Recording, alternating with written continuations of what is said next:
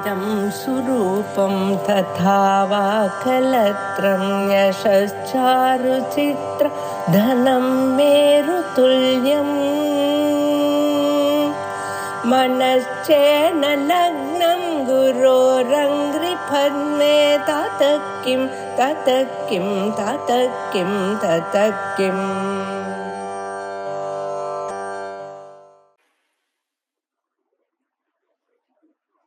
मंगलश्लोकः वागीशाद्या सुमनसः सर्वार्थानामुपक्रमे यं नत्वा कृतकृत्या स्युः तं नमामि गजाननं गुरुर्ब्रह्मा गुरुर्विष्णुः गुरुर्देवो महेश्वरः गुरुः साक्षात् परं ब्रह्म तस्मै श्रीगुरवे नमः।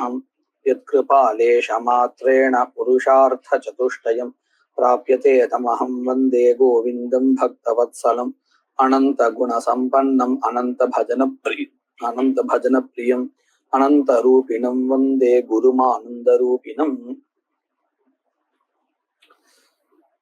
निमित्तचतुष्टयात् नामधेयसिद्धिर्भवति इति उक्तम्। तत्र आदौ मत्वर्थलक्षणाभयात् नामधेयसिद्धिः कथम् इति उक्तम्। अधुना वाक्यभेदभयात् कर्मनामधेयत्वं कथम् इति निरूप्यते।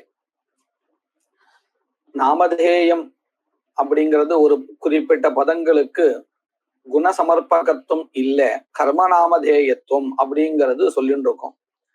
அது எந்த மாதிரியான சப்தங்களுக்கு வரும், அதற்கு என்ன காரணம்னு கேட்டு 4 காரணங்கள் சொல்லப்பட்டன. அதுல முதலாவது காரணம் மத்வர்த்த லக்ஷணாபயாத் கர்மநாமதேயத்துவம் அப்படிங்கிறத பார்த்தோம். இப்போ வாக்கியபேத பயாத்து கர்மநாமதேயத்துவம் அப்படிங்கிறத பார்க்க போறோம். அதாவது முன்னாடி அந்த கர்மாவினுடைய நாமதேயமாக உத்பித் சப்தத்தை எடுத்துக்கலன்னு சொன்னா மத்வர்த்த லக்ஷணா பண்ண வேண்டியதான தோஷா அப்படின்னு வந்தது. இப்போ எந்த சப்தத்தை நம்ம எடுத்துட்டு விசாரம் பண்ண போறோமோ அந்த சப்தத்துல கர்மநாமதேயத்துவத்தை ஒத்துக்கலேன்னு சொன்னால் வாக்கியபேதகாங்கிற தோஷா வந்துடும் அப்படிங்கிறது இங்க விஷயம். இப்ப நம்ம அது பார்ப்போம்.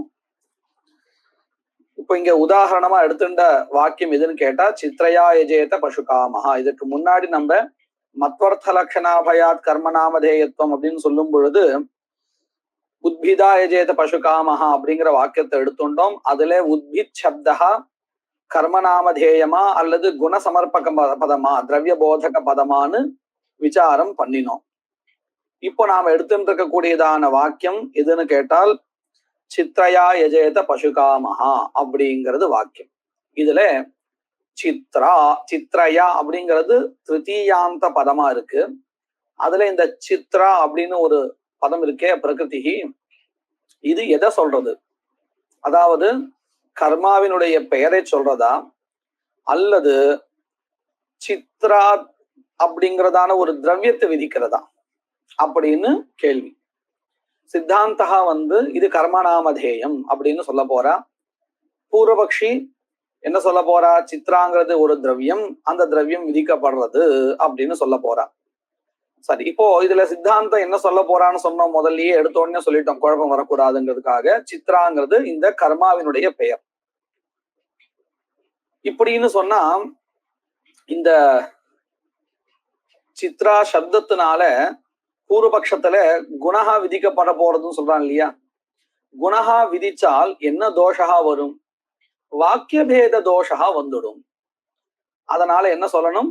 இந்த இடத்துல சித்ராபதம் குணசமர்ப்பகம் இல்ல, கர்மநாமதேயம். அப்போ இந்த இடத்துல நாம எதை காரணமாக வைத்து கொண்டு சித்ரா சப்தா கர்மநாமதேயம் அப்படின்னு சொல்றோம் அப்படின்னு கேட்டால் என்ன பதில் சொல்லணும்?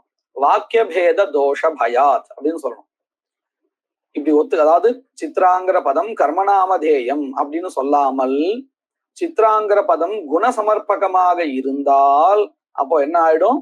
வாக்கியபேத தோஷா வந்துடும்.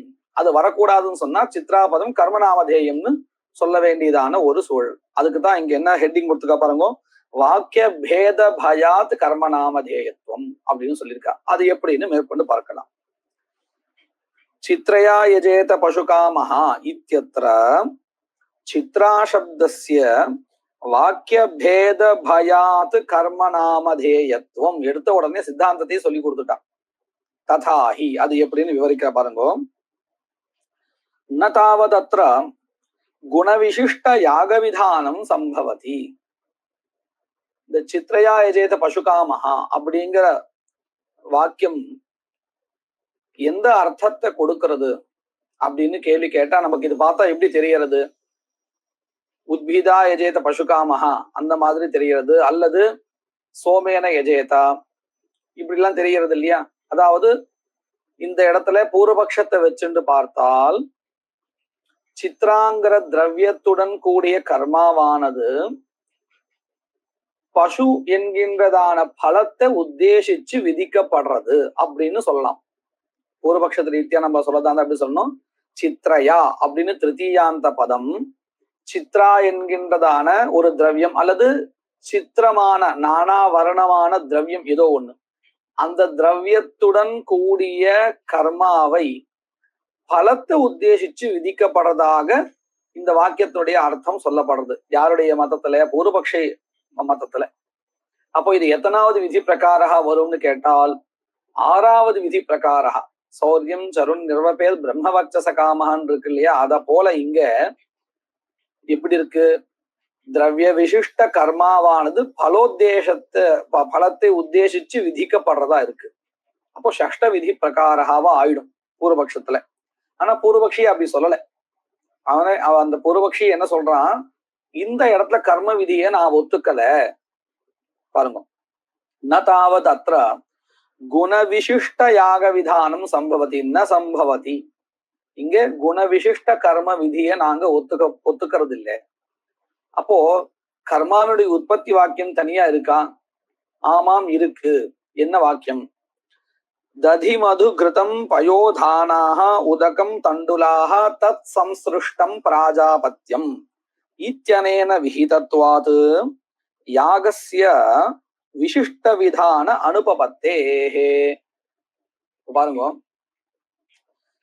இந்த சித்ரயா யஜேத பசுகாமஹா அப்படிங்கிற வாக்கியத்துல திரவிய விசிஷ்ட யாகா பலோத்தேசேன ந விதீயத்தேன்னு சொன்னார் இல்லையா? அப்படி சொல்றதா இருந்தால் யாகத்தை சொல்லக்கூடிய, அதாவது யாகத்தினுடைய உற்பத்தி விதி எது அப்படின்னு கேட்டால் ஒரு விதி காமிக்கிறார். ததி மது கிருதம் ஆபோதானான்னு ஒரு வாக்கியம் இந்த கிரந்தத்தை காமிக்கிறார் இல்லையா? இந்த வாக்கியம் தான் கர்மோத்பத்தி வாக்கியம் அப்படின்னு சொல்றா. இங்க ஒரு கேள்வி நமக்கு வரலாம். இந்த வாக்கியம் தான் கர்மோத்பத்தி வாக்கியம், சித்ரயா யஜேத பசுகாமஹா அப்படிங்கிற வாக்கியம் கர்மோத்பத்தி வாக்கியம் இல்லை அப்படின்னு சொல்றதுக்கு ஏதாவது ஒரு வினிகமக்கம் காரணம் சொல்லணுமா இல்லையா? என்ன காரணம் சொல்லலாம்? கேள்வி புரிஞ்சிருக்கா? புரியுதுண்ணா. இப்ப பாருங்க, 2 வாக்கியம் நமக்கு எதிரில இருக்கு. ததி மது கிருதமாபோதானாக அப்படிங்கிற இந்த வாக்கியம் ஒண்ணு இருக்கு, சித்ரயா யஜேத பசுகாமஹான்னு ஒரு வாக்கியம் இருக்கு. இந்த 2 வாக்கியத்துல ததி மது கிருதமாபோதானாக உதகம் தண்டுலாக தத் சம்சிருஷ்டம் பிராஜாபத்தியம்ங்கிற இந்த வாக்கியம் தான் கர்மோத்பத்தி வாக்கியம். சித்ரயா யஜேத பசுகாமஹாங்கிற வாக்கியம் கர்மோத்பத்தி வாக்கியம் இல்லேன்னு சொல்றான் இல்லையா? அப்படி சொல்றதுக்கு ஏதாவது ஒரு காரணம் இருக்கணுமா இல்லையா? என்ன காரணம் இருக்கும்?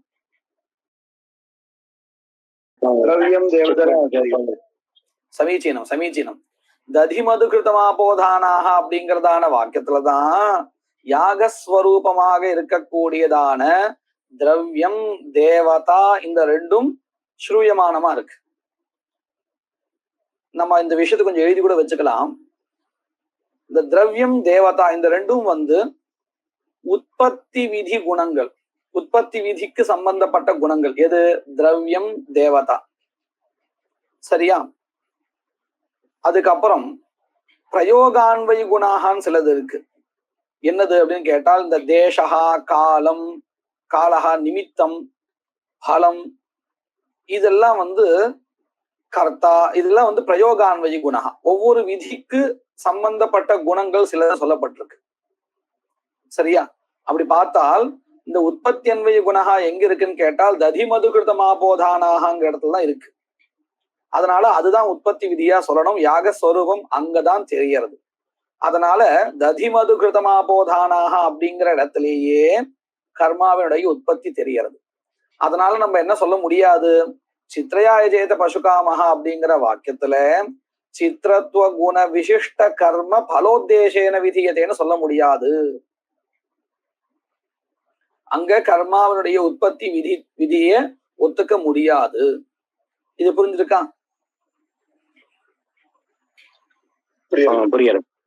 பந்தி வருங்கோ.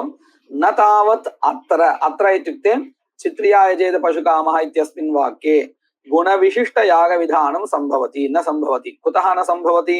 दधिमधुघृतं पयोधानाः उदकं तण्डुलाः तत् संसृष्टं प्राजापत्यम् इत्यनेन विहितत्वात्, यागस्य विहितत्वात्।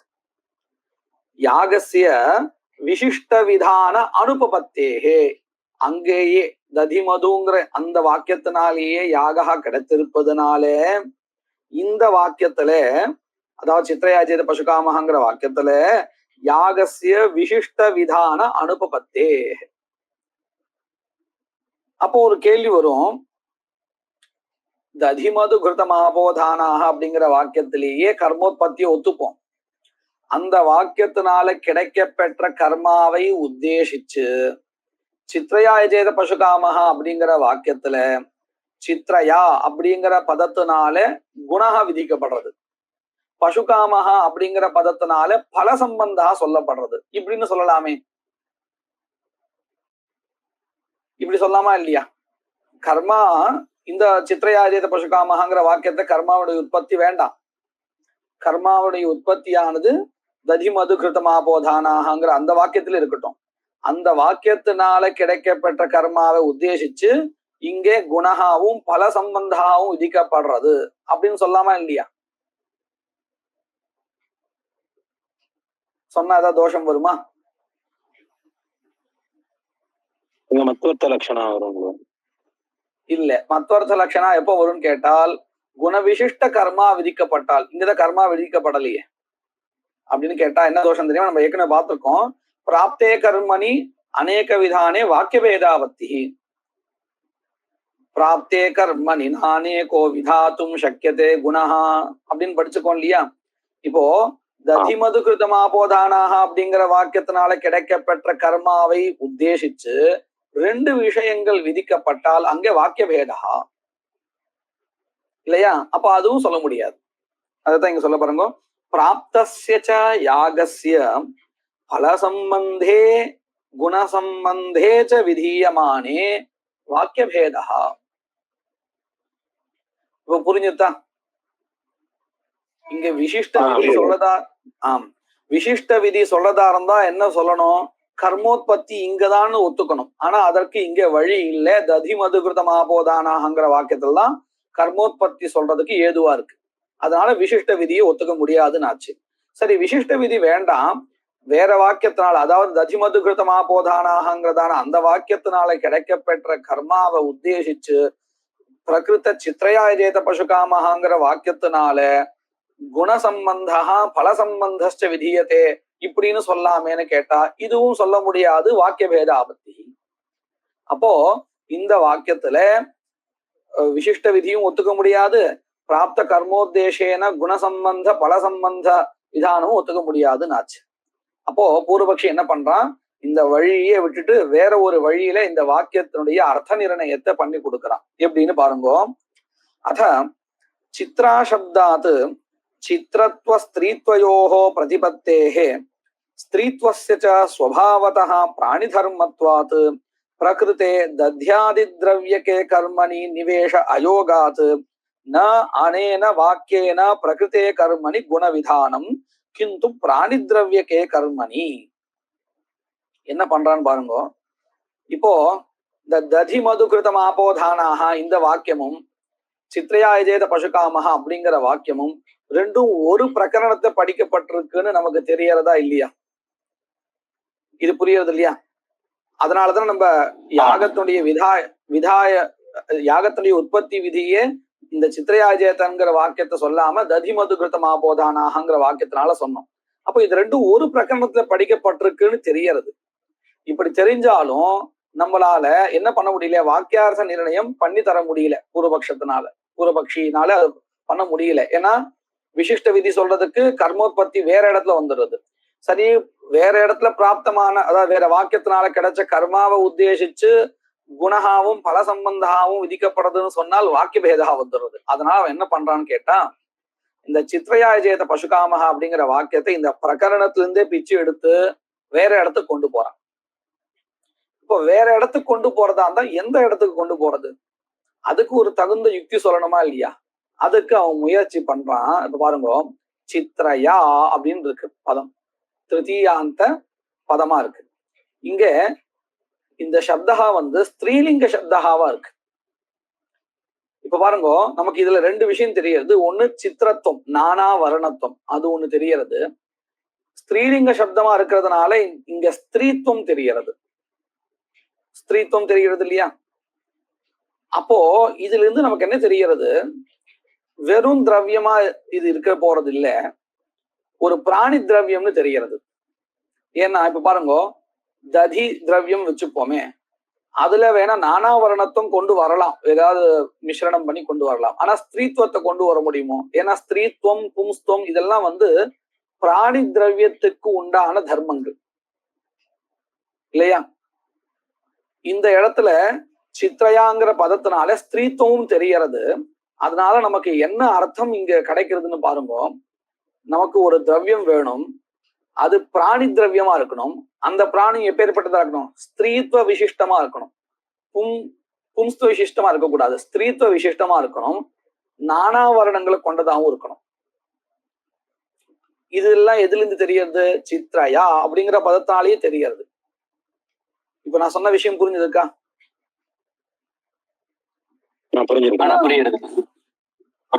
அப்போ இந்த பூர்வபக்ஷி என்ன பண்றான்?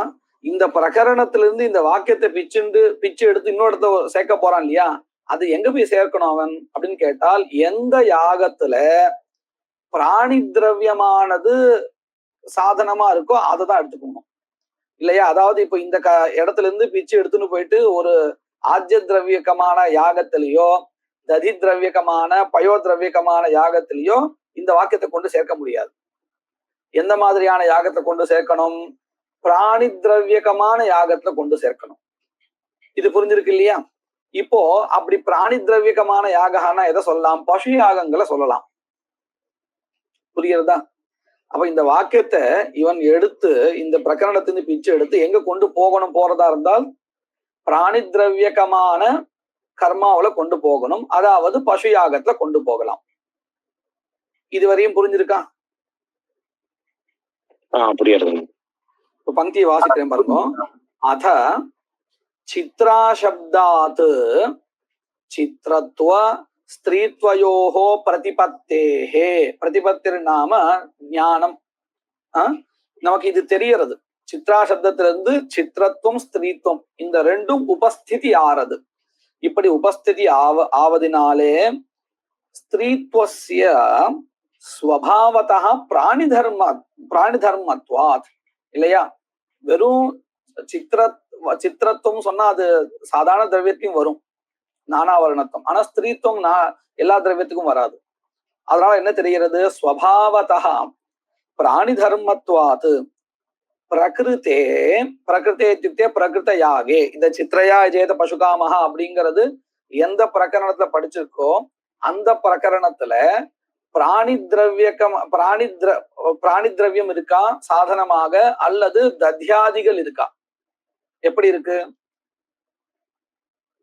தத்யாதிகள் இருக்கு.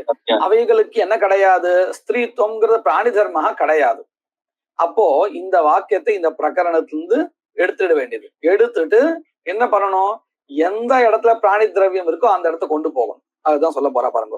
பிரகிருத்தே தத்யாதி திரவியகே கர்மணி நிவேஷ அயோகாத். ஏன் நிவேஷ அயோகா அப்படின்னா அதுங்க ஸ்திரீத்துவம் எல்லாம் இல்ல, பிராணி தர்மா இல்ல. நிவேஷ அயோகாத் அனேன வாக்கியேன சித்ரயா ஜேத இது வாக்கியேன பிரகிருத்தே பிரகிருத்தே கர்மணி ந குணவிதானம். ந அப்படிங்கிறது நம்ம இங்க இருக்கும் இல்லையா? நிவேஷ அயோகாத்து ந அனேன இருக்கு இல்லையா? அந்த நாவை இங்க சேர்த்துக்கணும். ந பிரகிருத்தே கர்மணி குணவிதானம். பிரகிருத கர்மாவில இந்த வாக்கியத்தினால குணஹா விதிக்கப்படுவது இல்லை, விதிக்க முடியாதுங்கிறதுனால. ஏன்னா இந்த குணஹா ஸ்திரீத்துவ குணஹா தெரியறதே அது பிராணி திரவியகமான கர்மாவில தான் சேர்க்க முடியும். ததிமது கிருதமாபோதானாக அப்படிங்கிறதான இந்த வாக்கியத்தினால சொல்லப்பட்ட கர்மாவில பிராணி திரவியமே இல்லைங்கிறதுனால இந்த வாக்கியம் இந்த கர்மாவை உத்தேசிச்சு ஸ்திரீத்துவத்தை விதிக்கவில்லை, ஸ்திரீத்துவத்தையோ சித்திரத்துவத்தையோ விதிக்கவில்லை. ந குணவிதானம். அப்ப என்ன பண்றது? கிந்து பிராணி திரவியகே கர்மணி தத்ரன்னு சொன்னா பிராணி திரவியகமான கர்மாவில அஸ்ய வாக்கியஸ்ய அனாரபியாதீதத்வாத் அனாரபியாதீதானாஞ்ச பிரகிருத்துவா அத்விருக்தத்வாத் இது நியாயேன பிரகிருதிகாமித்வாத். பாருங்க, இப்ப நாம இந்த வாக்கியத்தை இந்த பிரகரணத்திலிருந்து எடுத்தாச்சு. எடுத்து எங்க கொண்டு போறதுன்னு சிந்தனை பண்ணிட்டு இருக்கோம், விசாரம் பண்ணிட்டு இருக்கோம். அப்படி விசாரம் பண்ணும்பொழுது நமக்கு இப்போதைக்கு எதை பார்க்க வேண்டியதா இருக்கு? எந்த கர்மாவில பிராணி திரவியமானது சாதனமா இருக்குன்னு பார்க்க வேண்டியதா இருக்கு. சரியா? இப்போ நம்ம கொண்டு போறோம் பிராணி திரவியம் எதெல்லாம் இருக்கு அப்படின்னு நம்ம இப்போ விசாரம் பண்ணிட்டு இருக்கோம். அப்படி விசாரம் பண்ணும் பொழுது நமக்கு சில பிரகிருதி யாகங்கள், எந்த யாகத்துல பசு திரவியமா இருக்கோ பிராணி திரவியம் இருக்கோ அந்த மாதிரி சில பசு யாகங்கள் அவைகளும் நமக்கு உபஸ்திதமா இருக்கு. சில விகிருதி யாகங்களும் உபஸ்திதமா இருக்கு. உதாரணத்துக்கு பாருங்களேன், அக்னிஷோமியா பசு பிரகிருதி யாக, பசுக்களுக்கு பிராணி திரவியத்துக்கு பிரகிருதி யாக, அதுவும் உபஸ்திதமா இருக்கு. சவனீயா ஆணுபந்தியா போன்றதான விகிருதி பசு யாகங்களும் உபஸ்திதமா இருக்கு. சரியா?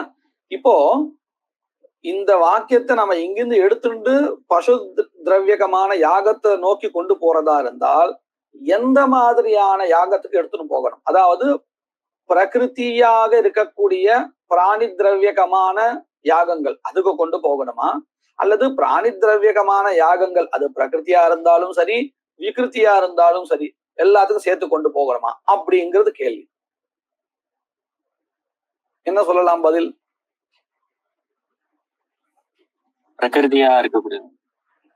பிரகிருதியாக இருக்கக்கூடிய பிராணி திரவியகமான யாகத்தை தான் கொண்டு போகணும். சரி, சரியான விஷயம் இதுதான் உத்தரம். ஆனா அதுக்கு என்ன காரணம் சொல்லியிருக்கான்? நம்ம ஏற்கனவே இது படிச்சிருக்கோம். என்ன காரணம் அப்படின்னு கேட்டால் பாருங்க, இப்போ இந்த சித்திரையா ஜெயத பசுகாமகாங்கிற வாக்கியத்தை நாம இந்த பிரகரணத்திலிருந்து எடுத்துட்டோம் இல்லையா? எடுத்தாச்சுன்னா இது எப்படி இருக்கு? ஏதாவது ஒரு பிரகரணத்துல படிக்கப்பட்டதா இருக்கா, இல்ல அனாரபியாதீதமா இருக்கா? அனாரபியாதீதம்னா என்னது? ஒரு பிரகரணத்துல படிக்கப்படாத வாக்கியம் இல்லையா? அனாரபியாதீதமா தான் இருக்கு. எதாகவனியே ஜுஹோதின்னு நம்ம பார்த்திருக்கோம் இல்லையா? அதை போலதான் இதுவும் இப்போ அனாரபியாதீதமா இருக்கு. ஏன்னா இது ஒரு பிரகரணத்துல இருந்தது, அதுல இருந்து நாம இப்போ நீக்கிட்டோம். அப்போ இது அனாரபியாதீதமா ஆயிடுது. சரி, இப்போ அடுத்த கேள்வி பாருங்க. இது அனாரபியாதீதம் ஆயிடுத்துன்னா அனாரபியாதீதமாக இருக்கக்கூடிய வாக்கியத்தினால விதிக்கப்படக்கூடிய குணங்களோ கர்மாக்களோ எங்க போய் சேரும்?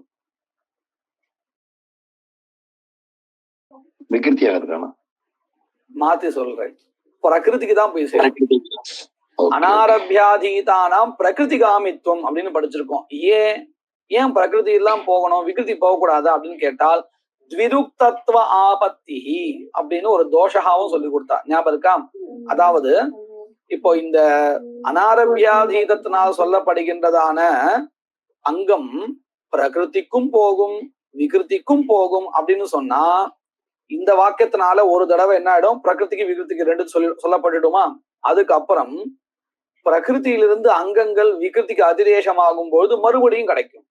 உதாரணத்துக்கு பாருங்க, யதாகவனியே ஜுஹோதி அப்படிங்கிற வாக்கியத்தினால ஆகவனீயா அக்னிஹி ஆதாரத்வேன விஹிதா, இது அனாரபியாதீதமான வாக்கியம். ஒரு பிரகரணத்தை படிக்கல, பொதுவா எல்லா கர்மாக்களுக்கும் போய் சேரதுன்னு வச்சுப்போம், பிரகிருதிக்கும் போறது விகிருதிக்கும் போறதுன்னு வச்சுப்போம். அப்ப என்ன ஆயிடும்? முதல்ல பிரகிருதிக்கு போயிடும், அதாவது தர்ஷபூர்ண மாசத்துக்கு போயிடும் வச்சுப்போம். சரியா? பிரகிருதிக்கு போகும்பொழுது விகிருதிக்கும் சேர்ந்தானே போயிருக்கு, அதாவது சௌரிய யாகத்துக்கும் சேர்ந்தா போயிருக்கு. இப்போ ஆகவனீயம் ஆனது பிரகிருத்திய தர்ஷபூர்ண மாசத்துக்கும் போயிருக்கு, விகிருத்தியா இருக்கக்கூடிய சௌரியத்துக்கும் போயிருக்கு அப்படின்னு வச்சுப்போம். சரியா? இதுக்கப்புறம் மறுபடியும் என்ன ஆகும் பாருங்க, இந்த சௌரிய யாகத்துல பல அங்கங்கள் படிக்கப்படலைங்கிறதுனால விகிருத்திலிருந்து அங்கங்கள் அதிதேசத்தினால கிடைக்கணும். கிடைக்கும் பொழுது என்ன ஆகும், பிரகிருதியிலிருந்து அங்கங்கள் வரும்பொழுது மறுபடியும் ஆகவனியாக வந்து எங்க வந்து நிற்கும், சௌரிய யாகத்துல விகிருத்துல வந்து நிற்கும். அப்ப என்ன ஆயிடும், 2 தடவை அங்க ஆகவனியம் கிடைக்கிற மாதிரி ஆயிடும். இதைத்தான் நம்ம த்விருக்தத்துவ ஆபத்தின்னு சொல்றோம். புரிஞ்சுதா இது? புரிஞ்சுது. இப்படி த்விருக்தத்துவ ஆபத்தின்னு ஒண்ணு இருக்கு. விரம்ய வியாபார ஆபத்தின்னு இன்னொரு ஒரு தோஷகாவும் இருக்கு. அதை நம்ம காலாந்தரத்தை வரும்போது பார்க்கலாம். 2 தோஷம் வந்துடும். அதாவது அனாரபியாதீத விதியானது பிரகிருதிக்கும் விகிருதிக்கும் 2த்துக்கும் விதிக்குமே. ஆனால் அப்பொழுது என்ன வந்துடும், த்விருக்தத்துவ ஆபத்தியும் விரம்ய வியாபார ஆபத்தியும் வந்துடும். 2ம் வந்துடும். அதனால நம்ம என்ன சொல்லிட்டு இருக்கோம் அப்படின்னு கேட்டால், அனாரபியாதீத விதினா விஹிதானாம் பிரகிருதிகாமித்வமேவா பிரகிருத்தோ ஏவ நிவேஷா அப்படின்னு பார்த்திருக்கோம். இப்ப புரிஞ்சுதா இது? இப்போ நீங்க நினைச்சு பாருங்க, இப்ப இந்த சித்ரயாஜேத பசுகாமஹா அப்படிங்கிற வாக்கியத்தை நம்ம பிரகரணத்துல இருந்து நீக்கிட்டோம், அனாரபியாதீதமா ஆயிடுத்து. அப்போ இந்த வாக்கியத்தினால விதிக்கப்படக்கூடிய சித்திரத்துவம் ஸ்திரீத்துவங்கிற இந்த 2 குணங்களும் அனாரபியாதீத வாக்கியத்தினால விதிக்கப்பட்டதாக ஆயிடுத்து. இப்படி அனாரபியாதீதத்தினால விதிக்கப்பட்ட 2 குணங்களும் பிரகிருதிக்கு போய் சேருமா, விகிருதிக்கு போய் சேருமா? பிரகிருதிக்கு போய் சேரும். பிரகிருதிக்கு தான் போய் சேரும். அப்படி பிரகிருதிக்கு தான் போய் சேருமா இருந்தால் பிரகிருதி பசு யாகா எது?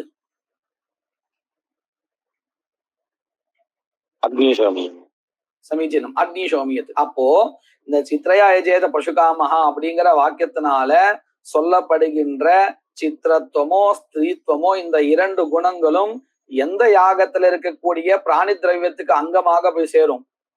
அக்னிசோமிய பசுவுக்கு அந்த பசுவுக்கு போயிட்டு அங்கமாக சேரும். சரியா? இப்ப எப்படி இது கொண்டு போனோம் புரியுறதா? பிரகரணத்திலிருந்து எடுத்ததுக்கு அப்புறம் இந்த விதி அனாரபியாதீதமா மாறிடுத்து. அனாரபியாதீதமாக இருப்பதனால இந்த வாக்கியத்தினால சொல்லப்படுகின்ற குணங்கள், விதிக்கப்படுகின்ற குணங்கள் எங்க போய் சேரும்னு விசாரம் பண்ணினோம். அப்படி விசாரம் பண்ணும் பொழுது பிரகிருதிக்கு தான் போய் சேரும்னு முடிவு பண்ணினோம். அந்த பிரகிருதி எது அப்படின்னு கேள்வி கேட்டு பசுக்களுக்கு எல்லாமே பிரகிருதியாக அக்னிசோமியா பசு, அதனால அங்க போய் சேரும் அப்படின்னு இதுவரையில் முடிவு பண்ணியிருக்கோம். இப்ப எல்லாமே பூர்வபக்ஷம் தான் பார்த்துட்டு இருக்கோம். பூர்வபக்ஷி தான் இவ்வளவு விசாரம் பண்ணி சொல்லி கொடுத்துட்டு இருக்கான். இதுவரையும் நல்லா புரிஞ்சிருக்கா? இந்த புரிஞ்ச விஷயத்தை நம்ம பங்கி மூலியமா பார்க்கலாம் பாருங்க.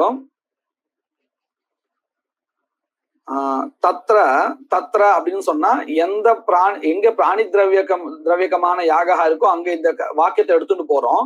அந்த கர்மாவை பொறுத்த வரையில இந்த வாக்கியம் அனாரபியாதீத வாக்கியம். அதைத்தான் இப்ப சொல்ல போற பாருங்க. தத்ர அஸ்ய வாக்கியஸ்ய சித்ரயாஜேத இதி வாக்கியஸ்ய அனாரபியாதீதத்வாத் அனாரபியாதீதானாஞ்ச பிரகிருதௌ வா அத்விருக்தத்வாத். இது ஒரு சூத்திரம். இது நியாயேன, அதாவது பிரகிருதௌ ஏவ அனாரபியாதீத விஹிதானாம் நிவேஷா நது விகிருதோ அன்யதா த்விருக்தத்வாபத்திஹி ஸ்யாத் அப்படிங்கிறது இந்த நியாயத்துடைய தாற்பயம். இது நியாயேன பிரகிருதிகாமித்வாத். சரி, இதுவரையும் நம்ம ஒரு விஷயத்தை முடிவு பண்ணிட்டோம். என்னன்னு? பிரகிருதிகாமித்வமேவா அப்படின்னு முடிவு பண்றோம். அடுத்தது அந்த பிரகிருதி எது அப்படின்னு கேட்டால் பிராணி திரவியகானாஞ்ச யாகானாம், அதாவது பசு திரவியகமான யாகங்களுக்கு அக்னிசோமியா பசு பிரகிருதி, அத சொல்லி கொடுக்கிறது ஒரு வாக்கியத்தை இங்க காமிக்கிறா. தைக்ஷ்யஸ்ய இதரேஷு இதி நியாயேன, அதாவது இந்த வாக்கியத்தினால என்ன சொல்ல வந்ததுன்னு கேட்டால், இந்த பாருங்க, இந்த இஷ்டிகளுக்கெல்லாம் தர்ஷபூர்ணமாச இஷ்டி தான் பிரகிருதி. அதுல இந்த சான்னாய யாகா தான் பசு திரவியகமான யாகத்துக்கு பிரகிருதி. அதாவது அக்னிசோமியத்துக்கு பிரகிருதி எதுன்னு கேட்டா சான்னாய யாகா. சரியா? அதுலயும் பயோ யாகா பசு பிரபவத்வாத்.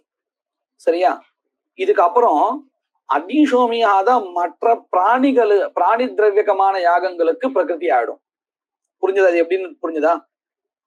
இப்போ அக்னிசோமியா பசு யாகா, இந்த பசு யாகத்துக்கு எது பிரகிருதி யாகான்னு கேட்டால் தர்ஷத்துல இருக்கக்கூடியதான பயோயாகா. ஏன் அது அப்படின்னு கேட்டால், பயகானது பால், அதாவது பசுவிலிருந்து வரக்கூடியது. அப்போ பசு பிரபாவகமான ஒரு திரவியத்தை கொண்டு இருப்பதுனால அந்த ஐந்திரம் பயகாங்கிற அந்த யாகா தான் அக்னிசோமியத்துக்கு பிரகிருதி. அடுத்தா அக்னிசோமியத்துல பசு சாட்சாத் பசுதான் திரவியம், அதாவது பசுல வரக்கூடியதான ஹிருதயாதிகள் திரவியம். இதன் பிறகு பசு யாகங்கள் எதுவா இருந்தாலும் அதற்கு எது பிரகிருதி ஆயிடும்? அக்னிசோமியா இல்லையா? இத நமக்கு 8வது அத்தியாயத்தை சொல்லி கொடுத்தா அந்த சூத்திரம் தான் இங்க சொல்றா. யாகானாஞ்ச தைக்ஷஸ்ய ச இதரேஷு இதி தைக்ஷா அப்படின்னு சொன்னா அக்னிசோமியா பசுன்னு அர்த்தம். அதாவது தீக்ஷா காலத்துல உற்பத்தி விதி அதற்கு இருக்கு. எதுக்கு? அக்னிசோமியத்துக்கு. அனுஷ்டானம் 4வது நாள்ல அவபவ சத்தியாகனி, ஆனா அதனுடைய உற்பத்தி விதியானது தீக்ஷா தினத்துல வருது. அதனால தைக்ஷ பசுன்னு அதுக்கு பேரு. எதுக்கு? அக்னிசோமியத்துக்கு பேரு. இந்த அக்னிசோமிய பசுகு தான் எதற்கெல்லாம் பிரகிருதியா இருக்கு? மேற்கொண்டு வரக்கூடியதான பசு யாகங்களுக்கு அத்தனைக்கும் பிரகிருதியா இருக்கு. தைக்ஷஸ்ய ச இதரேஷு இதி நியாயேன அக்னிசோமிய பிரகிருதிகத்வாத். அப்ப என்ன அடுத்து? ததனுவாதேனா, அதாவது அக்னிசோமிய யாக அனுவாதேன அனேன வாக்கியேன சித்ரயாஜேத பசுகாமஹ இது வாக்கியேன குணஹா விதீயதே. எங்க கொண்டு வந்து வச்சுக்கா பார்த்தா, அக்னிசோமிய பசு யாகத்தை உத்தேசிச்சு சித்ரயா யஜேத பசுகாமஹா அப்படிங்கிற இடத்துல இந்த யஜேதாங்கிற பதத்தினால எந்த யாகத்தை அனுவாதம் பண்றான்? அக்னிசோமிய பசு யாகத்தை அனுவாதம் பண்ணி அதை உத்தேசிச்சு சித்திரத்துவம் ஸ்திரீத்துவம் விதீயத்தேன்னு அர்த்தம் பண்ணிருக்கா. இப்போ அடுத்தாப்புல நமக்கு என்ன கேள்வி வரணும்?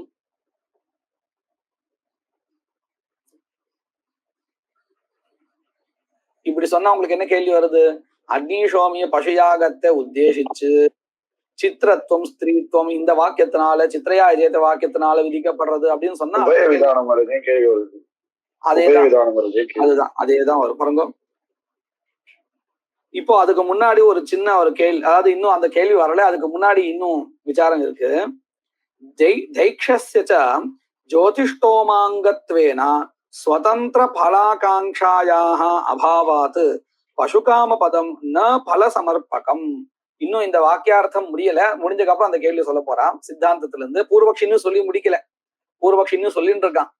இதுவரையில எதை என்ன சொல்லினா, அந்த விகிருதி யாகத்துக்கு போகாது, பிரகிருதி யாகத்துல தான் இது நிவேசம் பண்ணணும். அந்த பிரகிருதி யாக அக்னிசோமியா, அக்னிசோமியத்தை உத்தேசிச்சு இந்த வாக்கியத்தினால சித்திரத்துவம் ஸ்திரீத்துவம் விதிக்கப்படுறது, அதே மாதிரி பசு சம்பந்தாவும் விதிக்கப்படுறதுன்னு சொல்லணும். அப்படி சொன்னா வாக்கிய பேதம் வந்துடுங்கிறதுனால அவன் என்ன சொல்றான்? இப்போ பூர்வபக்ஷிய சொல்றான். இப்போ பாருங்க, இந்த அக்னிசோமியாங்கிறது என்னது? அக்னிசோமியாங்கிறது ஜோதிஷ்டோமத்துல அனுஷ்டிக்கப்படுகின்ற ஒரு கர்மா. அதாவது ஜோதிஷ்டோமகாங்கிற ஒரு சோமயாக இருக்கே, அந்த சோமயாகத்தினுடைய அங்கம் எது? அக்னிசோமியா புஷியாக. சரி, இப்ப எதுக்காக இதை சொல்ல வேண்டியதா இருக்குன்னு சொன்னா, இப்ப பாருங்க, அக்னிசோமிய பசுயாகத்தை உத்தேசிச்சு இந்த சித்ரயாஜேத பசுகாமஹா அப்படிங்கிற வாக்கியத்துல குணஹா விதிக்கப்படுறது, பல சம்பந்தம் விதிக்கப்படுறதுன்னு சொன்னா வாக்கிய வேதான்னு ஒரு தோஷா இருக்கு.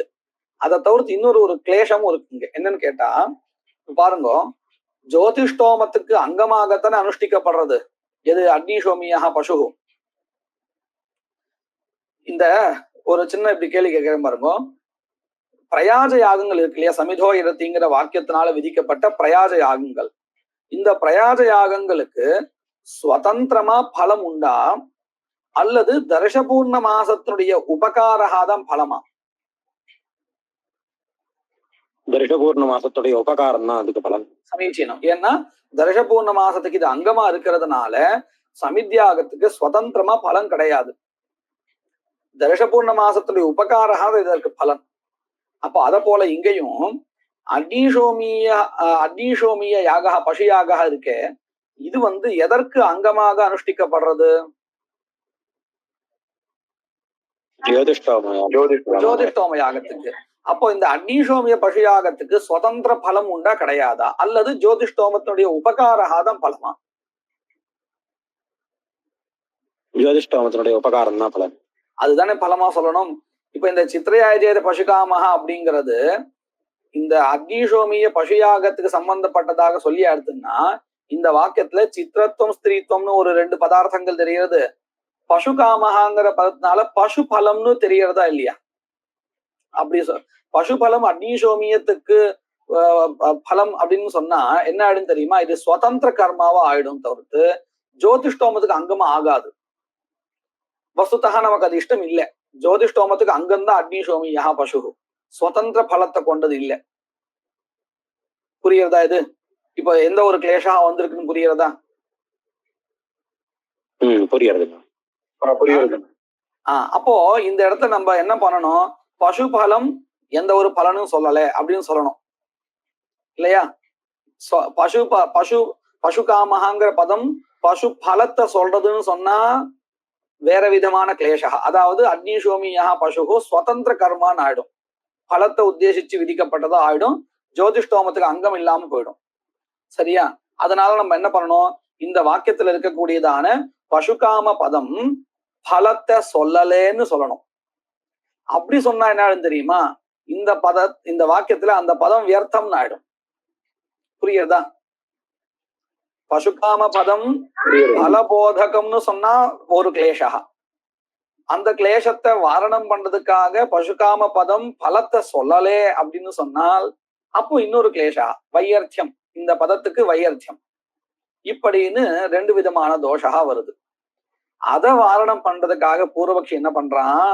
இந்த சித்திரையாயஜேத பசுகாமஹா அப்படிங்கிறதுல பசுகாம பதம் பலத்தை சொல்லல, அந்த கர்த்தாவினுடைய இச்சா இருக்கு இல்லையா, அதை வெளிப்படுத்துறது. அப்படின்னு என்ன அர்த்தம்? பாருங்க, அக்னிஷோமியாங்கிறது ஒரு பிராணி திரவியகமான யாக தானே. அவசியம் அந்த யாகத்தை பண்றதுக்கு அவனுக்கு பசு வேணும். அப்போ அவன் பசுவை வேணும்னு நினைப்பானா இல்லையா? அவனுக்கு அந்த பசு விஷயகமான இச்சா வருமா இல்லையா? அந்த கர்மாவை பண்றதுக்கு பசுவை பலனா வேணும்னு அவன் விரும்பல. ஆனா இந்த கர்மாவை பண்றதுக்கு அவனுக்கு பசு வேணுமா வேண்டாமா? ஆமா, வேணுமா. அந்த விஷயத்தை தான் இந்த பசுகாம பதம் சொல்றது, அனுவாதம் பண்றது. அப்போ இந்த பதத்துக்கும் வையர்த்தியம் வரல, அதே மாதிரி இது பலனுன்னு சொல்லல, பலனை சொல்லல. இது இந்த கர்மாவுக்கு அவனுக்கு பண்றதுக்கு பசு வேணும் அப்படிங்கிறதான அவனுடைய இச்சையை சொல்றது, சங்கல்பத்தை சொல்றது. இப்படின்னு வச்சிருந்தா இப்போ அந்த வாக்கியத்துல சித்திரையாஜேத பசுகாமஹா அப்படிங்கிற இடத்துல இருக்கக்கூடியதான பசுகாமஹாங்கிற பதம் இருக்கே, அதுக்கு ஒன்றும் வையர்த்தியம் வரல. அதே மாதிரி அது பசு பலத்தையும் சொல்லல. புரிஞ்சதா? எப்படி பூர்வபக்ஷி சமாளிக்கிறான்னு புரியுறதா? புரியுறதுண்ணா. பாருங்க, தைக்ஷஸ்யச்ச ஜோதிஷ்டோம அங்கத்வேன ஸ்வதந்திர பலாகாங்ஷாயாக அபாவாத் பசுகாம பதம் ந பல சமர்ப்பகம். பங்கி அர்த்தம் புரிஞ்சிருக்கா? புரியுது. அப்போ என்னதான் பண்றது அந்த பசுகாம பதம் அப்படின்னு கேட்டா, கிந்து அக்னிஷோமிய பஷ்வர்ஜனாங்கதயா பிராப்த காம அனுவாதா. பிராப்த காம அனுவாதான்னு அர்த்தம். இந்த அக்னிஷோமிய பசு யாகத்தை பண்றதுக்கு அவனுக்கு, அந்த கர்த்தாவிற்கு பசு அர்ஜனம் பண்ணணுங்கிற ஒரு காமஹா இச்சா வருமா இல்லையா? அது அந்த காமஹாவும் இந்த கர்மாவுக்கு அங்கம்தான். அப்பதானே அவனால போய் பசு வாங்கிட்டு வர முடியும். அக்னிஷோமிய பசு, திரவியமா இருக்கக்கூடிய பசு, தது அர்ஜனாங்கதயா. அர்ஜனம்னா சம்பாதித்தல்னு அர்த்தம். பசுவை சம்பாதிக்கணுமா இல்லையா? தது அங்கதயா பிராப்த காம அனுவாதா. பிராப்த காமஹா இत्युक्ते பிராப்த இச்சா, யஜமானஸ்ய இச்சா பவதி. அஸ்மின் கர்மணி பசுஹு திரவியம் விஹிதः அத்தः தஸ்ய சம்பாதனம் கர்த்தவியம் அப்படின்னு ஒரு இச்சா அவனுக்கு இருக்குமா இல்லையா? அதை அனுவாதம் பண்றது இந்த பசுகாம பதம் அப்படின்னு அர்த்தம் பண்ணிக்கணும். அக்னிஷோமிய பஷ்வர்ஜன அங்கதயா பிராப்த காமானுவாதா ததா ச ந வாக்கிய பேதா. இப்ப வாக்கிய பேதம் இல்லை. எப்ப வாக்கிய பேதம் வரும்? சித்திரத்துவ ஸ்திரீத்துவ விசிஷ்ட குண விதானம், அதே மாதிரி பசு பல சம்பந்த விதானம், இப்படின்னு 2த்தையும் சொன்னாதானே வாக்கிய பேதா வரும். இப்ப 2த்தையும் சொல்லல. சித்திரத்துவ ஸ்திரீத்துவ குண விதானம் தான் சொல்லிருக்கு. என்ன சொல்லல? பசுரூப பலம் இந்த கர்மாவுக்குன்னு சொல்லல. அங்க இருக்க பசுகாம பதம் பலத்தை சொல்றதுக்காக வரல.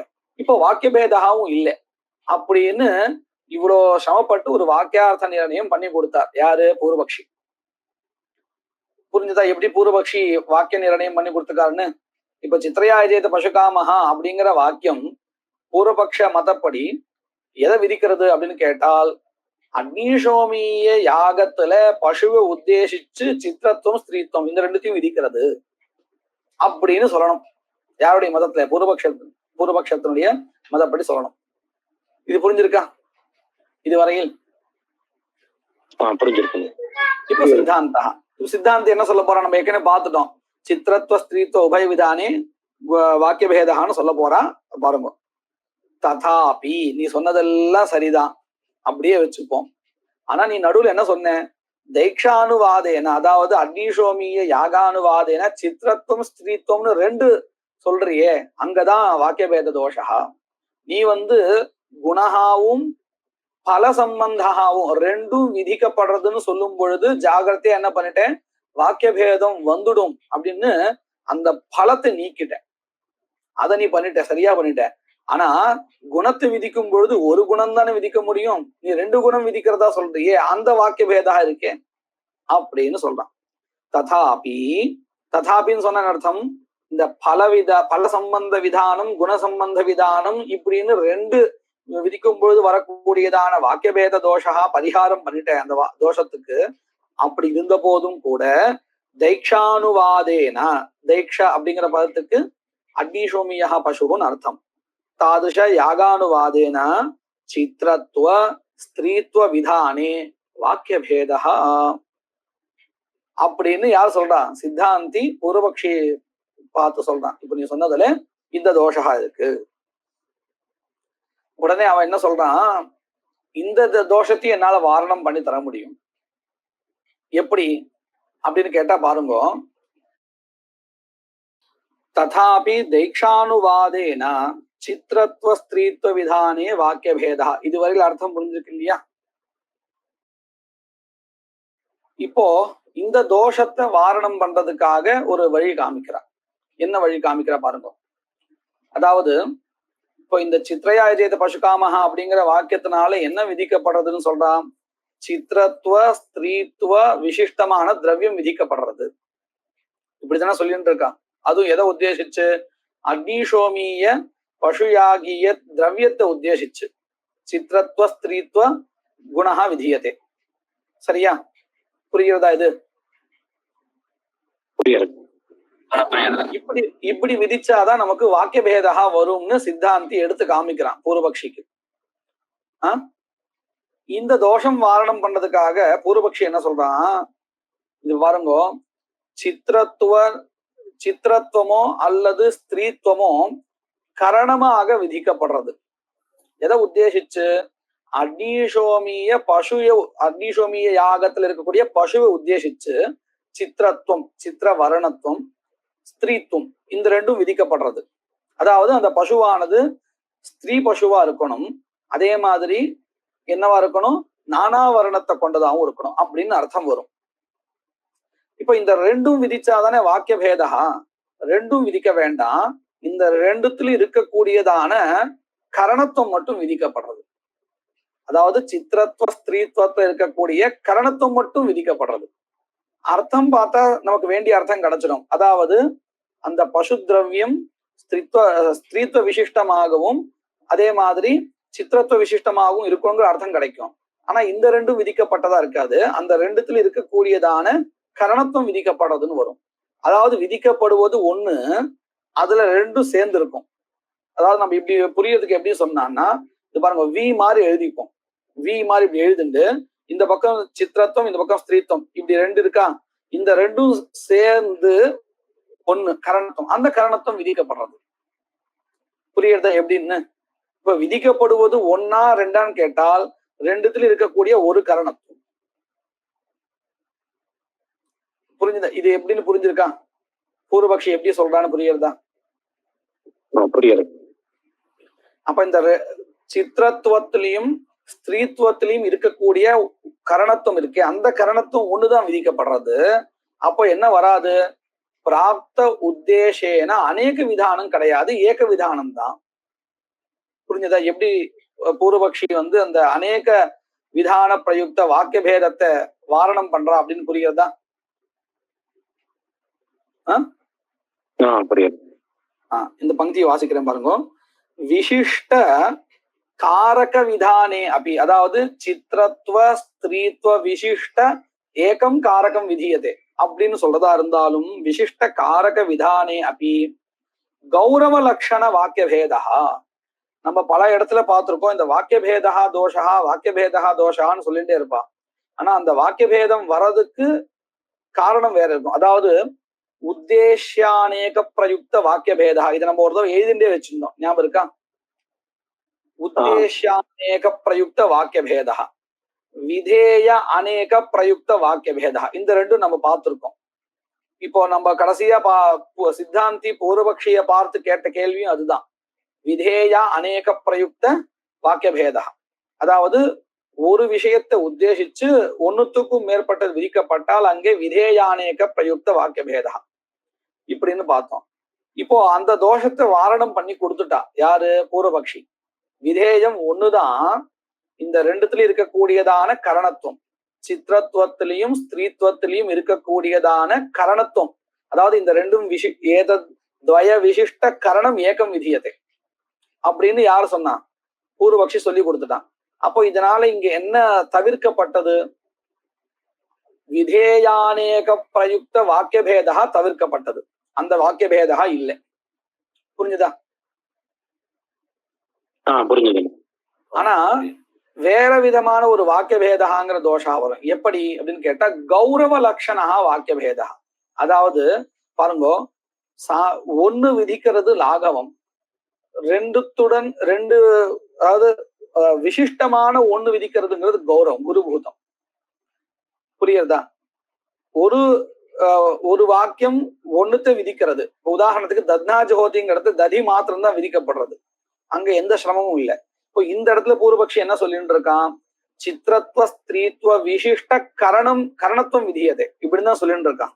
இப்போ இது விசிஷ்டமா இருக்கு, பாக்குறதுக்கு ஒன்னா தெரிஞ்சாலும் தத்னாஜோதிங்கிறதும் ஒண்ணுதான் விதிக்கப்படுறது, இங்கேயும் ஒண்ணுதான் விதிக்கப்படுறது. ஆனா நல்லா கவனிச்சா தெரியும், அங்க ஒண்ணுன்னா வாஸ்தவத்துல ஒண்ணு, இங்க ஒண்ணுன்னா வாஸ்தவத்துல ஒண்ணு இல்ல, ரெண்டுத்துடன் கூடிய ஒண்ணு. அப்போ இது குருபூதமா இருக்கு. புரியுறதா? வித்தியாசம் புரியுறதா? புரியுறதுண்ணா. அப்போ இந்த இடத்துல எந்த மாதிரியான வாக்கிய பேதம் வரும்னு கேட்டால், கௌரவ லட்சண வாக்கிய பேதா வரும். நம்ம எல்லாத்தையும் வாக்கிய பேதா தான் சொல்லிட்டு இருக்கோம்.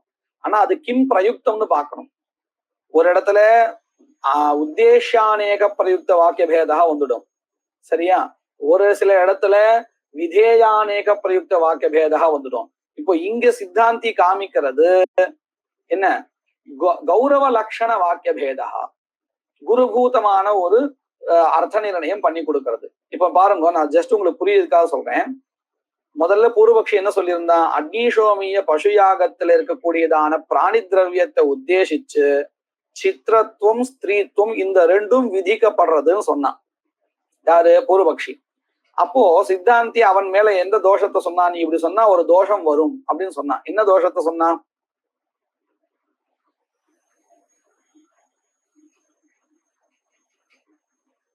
வாக்கிய பேதா. எல்லா இடத்துலயும் வாக்கிய பேதகான்னு தான் சொல்லி ஆகிறோம். ஆனா அது எந்த மாதிரியான வாக்கிய பேதா? சமீச்சீனம். விதேயானேக பிரயுக்த வாக்கிய பேதா. அதை நிவர்த்தி பண்ணிட்டான், வாரணம் பண்ணிட்டான் பூர்வபக்ஷி. எப்படி வாரணம் பண்ணா? இங்க சித்திரத்துவம் தனியாகவும் ஸ்திரீத்துவம் தனியாகவும் விதிக்கப்படுறதுன்னு நான் சொல்லல, சித்திரத்துவ ஸ்திரீத்துவ விசிஷ்ட கரணத்துவம் ஏகம் விதியதேன்னு சொல்றேன் அப்படின்னு சொன்னான். இப்போ என்ன அடுத்து? அநேக விதான வாக்கிய பேத அநேக விதான பிரயுக்த வாக்கிய பேத தோஷா போய் அடுத்து. ஆனால் வேற இன்னொரு தோஷா என்ன வந்துருது? கௌரவ லட்சண வாக்கிய பேதா. கௌரவ லட்சண வாக்கிய பேதா வந்துருது இல்லையா? இப்ப புரிஞ்சுதா அந்த வித்தியாசம் எப்படின்னு? எல்லா இடத்தையும் நம்ம வாக்கிய பேதான்னு தான் சொல்லிட்டு இருக்கோம். ஆனா அது கிம் பிரயுக்தம் அப்படின்னு நல்லா புரியுறதா? புரியுதுண்ணா. பாருங்க, விசிஷ்ட காரக விதானே அபி கௌரவலக்ஷணः வாக்கியபேதः பவத்யேவ காரகஸ்யாபி பிராப்தத்வேன விசிஷ்ட விதான அனுபபத்திஷ்ட. இன்னொன்னு நீ சொல்றியே இந்த கரணத்துவம் ஒண்ணுதான் விதிக்கப்படுறது, சித்திரத்துவ ஸ்திரீத்துவ விசிஷ்ட காரகம் கரணத்துவம் ஒண்ணுதான் விதிக்கப்படுறதுன்னு, அதுவும் ஏற்கனவே வந்தாச்சு. அதனால காரகத்தை உத்தேசிச்சு ரெண்டுத்தையும் விதிக்க முடியாது. நீ பூர்வபக்ஷி என்ன நினைச்சுட்டு இருக்கான், திரவியம் மட்டும்தான் ஏற்கனவே பிராப்தமா இருக்கு. அக்னிசோமிய பசுயாகத்துல பசுங்கிற திரவியம் ஏற்கனவே பிராப்தமா இருக்கு.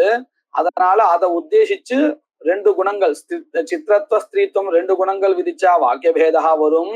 அது வேண்டாம், கரணத்துவத்துல இந்த ரெண்டு சேர்த்து விட்டுடுவோம் அப்படின்னு நினைச்சிருந்தான். அதாவது அவன் என்ன நினைக்கிறான், கரணத்துவம் ஏதாவதா ந பிராப்தம்னு. ஆனா அதுவும் ஏற்கனவே வந்தாச்சு. அதுதான் சொல்றார், காரகஸ்யாபி பிராப்தத்வேனா விசிஷ்ட விதான அனுபபத்தி. நீ சொன்ன பிரகாரம் முதல்ல வரவே வராது. விசிஷ்ட காரக விதானம் சொன்னியே அதுவே வராது. ஏன்னா காரகம் கூட ஏற்கனவே வந்தாச்சு. ஒண்ணு இது ஒரு எப்படி வந்தது அப்படின்னு பார்த்தா அதுக்கு ஒரு வாக்கியம், அதாவது பசுவை விதிக்கக்கூடியதான கிருஷ்ணசாரங்கா அக்னிசோமியா பசுன்னு ஒரு வாக்கியம் இருக்கு. அந்த வாக்கியத்தினாலேயே நமக்கு என்ன கிடைச்சிருது, பசுதான் இங்க கரணம் அப்படின்னு கிடைச்சிருது. எங்க அக்னிசோமிய பசுயாகத்துல. அப்போ பசுவும் வந்தாச்சு, பசுனிஷ்ட கரணத்துவம் வந்தாச்சு, எல்லாம் வந்தாச்சு. அப்போ பிராப்தமான ஒன்ன உத்தேசிச்சு, பிராப்தமான பசுவை உத்தேசிச்சு சித்திரத்துவம் ஸ்திரீத்துவம் விதிக்கப்பட்டால் எப்படி அநேக விதான பிரயுக்த வாக்கிய பேதா வருமோ அதே மாதிரிதான் காரகத்துவத்தை உத்தேசிச்சு, அதாவது காரகத்துல விசேஷணமாக இந்த ரெண்டுத்தையும் சேர்க்கிறதும் அதுவும் முடியாது. ஏன்னா காரகமும் பிராப்தம் தான், அதுவும் பிராப்தம். அப்போ பிராப்தமான காரகத்தை உத்தேசிச்சு சித்திரத்துவம் ஸ்திரீத்துவம் இந்த ரெண்டுத்தையும் சேர்த்து விடுறாரு இல்லையா விசேஷணமா, அதுவும் வாக்கிய பேதத்தை தான் கொடுக்கும். அதுதான் மனசை வச்சுன்னு சொல்றார். என்ன சொன்னார், காரகஸ்யாபி பிராப்தத்வேன விசிஷ்ட விதான அனுபபத்தேஷ்ட. இதுவரையும் தோஷத்தெல்லாம் சொல்லிட்டார். இன்னொன்னு, இந்த பூர்வபக்ஷி சொன்னா இல்லையா, பசுகாம பதம் வியர்த்தம் எல்லாம் இல்ல, அதுக்கு ஒரு பிரயோஜனம் நான் சொல்றேன் அப்படின்னு சொல்லிட்டு என்ன பிரயோஜனம் சொன்னார் பூர்வபக்ஷி? அந்த கர்த்தாவுக்கு இந்த பசு சொல்லுங்க, கர்த்தாவுக்கு அந்த பசு இச்சைக்காக பசுயாகவா இருக்கிறதுனால பசுவை சம்பாதிக்கணுங்கிற அர்ஜனம் பண்ணணுங்கிறதான அந்த இச்சா வருமே, அதுதான் இந்த பசுகாம பதம் சொல்றதுன்னு சொன்னார் இல்லையா. அது வியர்த்தம், அப்படி கிடையாது அப்படின்னு சொல்ல போறார். பசுகாம பதஸ்யாபி ஸ்வரசதா பலபரஸ்ய காமனா அனுவாதத்தே ஆனர்த்தக்யாபத்தேஷ்ட. இப்ப பாருங்க, பூர்வபக்ஷி அந்த பதம் வியர்த்தம் இல்லேன்னு சொல்றதுக்காக ஏதோ ஒரு விதமா அர்த்தம் சொல்லி கொடுக்கிறார். வஸ்துதா அந்த பதத்தை பார்த்தா நமக்கு என்ன தெரியுது, பசு காமஹா அப்படின்னு பதம் பார்த்தால் அந்த பதம் பலத்தை சொல்றதுன்னு தெரிகிறது. அதுல நமக்கு பார்த்த உடனே இந்த வித்தியாசமான அர்த்தம் பண்ணி கொடுத்தாரு பூர்வபக்ஷி, அது ஏதாவது தெரிகிறதோ? அந்த பதத்தை பார்த்தா நமக்கு என்ன தெரிகிறது, பசுகாம பதம் பலபோதகம், இதுதானே பளிச்சுன்னு தெரிகிறது. ஸ்வரசதா அதான் சுவாரஸ்யம் அதுலாம் இருக்கு. பார்த்த உடனே அதான் ஸ்வரசதான்னு சொன்னா பார்த்த உடனே தெரியக்கூடிய அர்த்தம் இல்லையா, புரியுறதா இது? இப்படி ஸ்வரசதா பசுகாம பதம் பலபோதகம்னு தெரியும் பொழுது மெனக்கட்டு அது இல்லாம வேற ஏதோ ஒரு அர்த்தத்தை நீ சொல்லிட்டு இருக்க, அது ஒத்து வராது. பாருங்க, பசுகாம பதஸ்யாபி ஸ்வரசதா பலபரஸ்ய காமனா அனுவாதத்வே ஆனர்த்தக்யாபத்தேஷ்ச. சரி, இன்னொரு ஒரு தோஷம் சொல்லலாம் இதுலயும். நீ அர்த்தம் பண்ற பசுகாம பதம் எஜமானன் கிட்ட இருக்கக்கூடியதான பசு விஷயகமான இச்சாவை சொல்றதுன்னு. இந்த இச்சா எப்பொழுதும் இருக்குன்னு சொல்ல முடியாது. பசு திரவியகமான யாகம் தான், இவன் எப்பொழுதும் அர்ஜனம் பண்ணுவாங்கிறது கிடையாது. யாராவது ஒருத்தர் நான் தரேன் அப்படின்னு சொல்லி கொடுத்துட்டு போயிட்டாருன்னு வச்சுப்போம். இப்போ இவருக்கு அந்த பசுவை அர்ஜனம் பண்ணணும் அப்படிங்கறதான ஒரு இச்சா இருக்குமோ? புரியுறதா? இப்போ நான் எஜமானா பசு யாகத்தை பண்ணணும்னு ஆசைப்படுறேன். எனக்கு எப்போ இச்சா இருக்கும், எனக்கு பசு கிடைக்கல, நான் போய் அர்ஜனம் பண்ணணும்னு நினைக்கும் போது, எனக்கு யாகத்தை ஆரம்பிக்கிறதுக்கு முன்னாடி யாரோ ஒருத்தர் கொடுத்துட்டார், பசுவை கொடுத்துட்டார், இதை நீங்க அக்னிசோமத்துக்கு வச்சுக்கோங்கன்னு கொடுத்துட்டா வச்சுப்போம். இப்ப எனக்கு பசு விஷயகமான இச்சா இருக்குமோ, இந்த யாகம் பண்றதுக்கு இந்த பசு வேணும் அப்படின்னு? இருக்காது. அப்போ அந்த சமயத்துல இந்த பதம் வியர்த்தம் தானே. இந்த வாக்கியத்துல சித்திரையாஜேத பசுகாமஹாங்கிற பதம் நித்தியமா இருக்க போறது. அப்போ நித்தியமா இருக்கக்கூடிய இந்த பதத்துக்கு சில சமயத்துல இச்சா வரும், சில சமயத்துல இச்சா வராது. அப்படி இருக்க அனித்தியமா இருக்கக்கூடிய அந்த விஷயத்த இது அனுவாதம் பண்றதுன்னு சொல்லணும். புரியுதா? இது பாக்ஷிகமா இருக்கக்கூடிய ஒரு விஷயத்த, நித்தியமா இல்லாத ஒரு விஷயத்த இந்த பதம் அனுவாதம் பண்றதுன்னு சொல்லணும். எந்த சமயத்துல எனக்கு வேற இடத்துல இருந்து பசு கிடைக்கிறதோ அப்ப எனக்கு இச்சாவே கிடையாது. அப்போ இந்த பதம் என்ன பண்ணும் இல்லையா? அப்போ இந்த என்னுடைய அந்த பசு அர்ஜனை இச்சாவை இது அனுவாதம் பண்றதுன்னு சொல்ல முடியாது. புரியுதா? புரியுது. அப்போ இந்த பதம் வியர்த்தம் ஆயிடும் இல்லையா? அதுதான் சொல்றாரு. நச்ச நியமத நியமேன அப்படின்னா எப்பொழுதும் பசுவர்ஜன காமனா பவதி நச்ச பவதி. பசுவர்ஜன காமனா எப்பொழுதும் இருக்குன்னு சொல்ல முடியாது. காமனாதா பிராகேவா, இவன் விருப்பம் வர்றதுக்கு முன்னாடியே கேனச்சித் தத்தே பசு, யாரோ ஒருத்தன் பசுவை கொடுத்துருக்கான்னு வச்சுப்போம். அந்த சமயத்துல ததபாவாத் பசுவர்ஜன காமனா பாவாத். அப்போ இந்த சித்திரையாஜேத பசுகாமஹா அப்படிங்கிற இடத்துல என்னது பசுகாம பதம் வியர்த்தம்னு ஆயிடும். ததாச்ச பசுகாம பதஸ்ய நித்யவத் ஸ்ரவண பாதஹாஸ்யாத். இது மேற்கொண்டு பூர்வபக்ஷத்தினுடைய கண்டனம் இருக்கு. நம்ம அடுத்த கிளாஸ்ல பார்க்கலாம். வாகீஷாத்யா சுமனசஹ சர்வார்த்தானாமுபக்ரமே யம் நத்வா கிருதகிருத்யா ஸ்யுஹு தம் நமாமி கஜானனம். குருர் பிரம்மா குருர் விஷ்ணு குருர்தேவோ மகேஸ்வரः குருः சாக்ஷாத் பரம் பிரம்ம தஸ்மை ஸ்ரீ குரவே நமः. யத்கிருபாலேஷமாத்ரேண புருஷார்த்த சதுஷ்டயம் பிராப்யதே தமஹம் வந்தே கோவிந்தம் பக்தவத்சலம். அனந்த குண சம்பன்னம் அனந்த பஜன பிரியம் அனந்த ரூபிணம் வந்தே